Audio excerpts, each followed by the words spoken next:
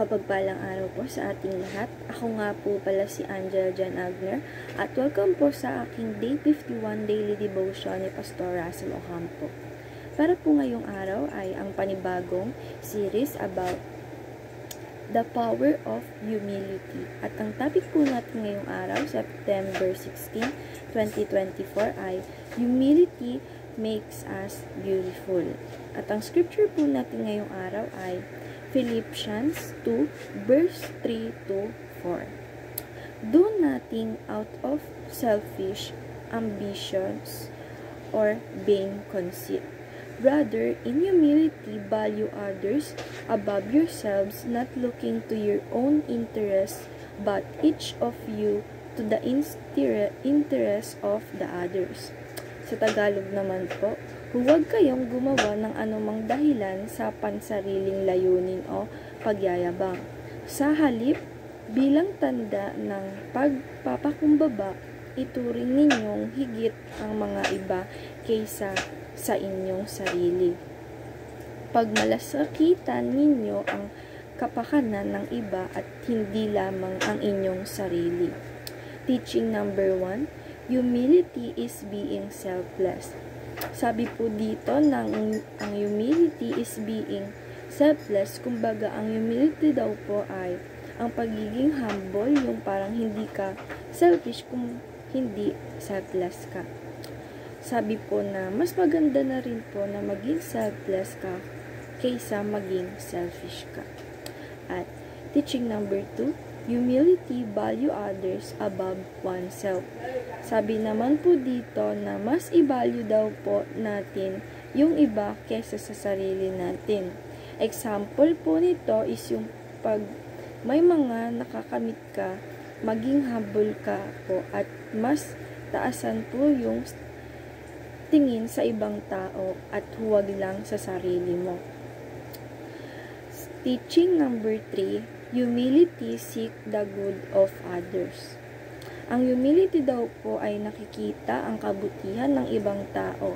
Example po nito is yung hindi ka magiging palataas sa iba, kundi nakikita mo kung ano yung mabuting mangyayari sa kanila sa susunod pa na magiging successful sila at hindi lang puro negative yung nakikita mo, kundi ang nakikita mo sa kanila pag may humility ka is puro positive sa ibang tao na magiging sa ibang tao magbibigay sa ibang tao ng confidence.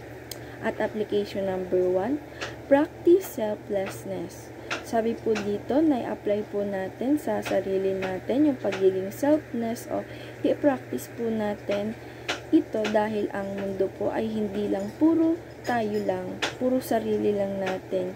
Kung hindi, isipin po natin, kundi dahil ang mas iniisip po natin ay ang ibang tao. Dahil ito po ang tinuro sa atin ng Panginoong Diyos na maging selfless kesa selfish. At application number 2, embrace a countercultural way of life. Sabi po dito na i-apply po natin sa sarili natin ang countercultural way of life. I-apply po natin sa sarili natin yung maka-Diyos na way of life or cultural life na maging palabigay po tayo, maging selflessness po tayo dahil ang makamundong way of life is ito po yung mga selfish ka, hindi ka palabigay, puro sarili lang iniisip mo para sa mundong ito.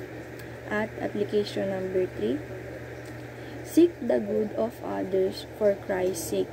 Sabi naman po dito na i-apply po natin sa sarili natin na makita or gumawa ng kabutihan sa iba para po sa ating Panginoong Diyos.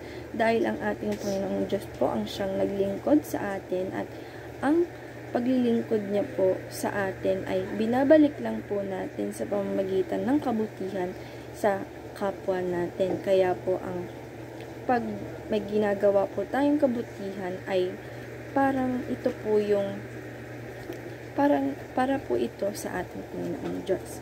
At discussion, on a scale of 1 to 10, 10 is being the highest. How humble are you based on your devotion today? How can you improve yourself?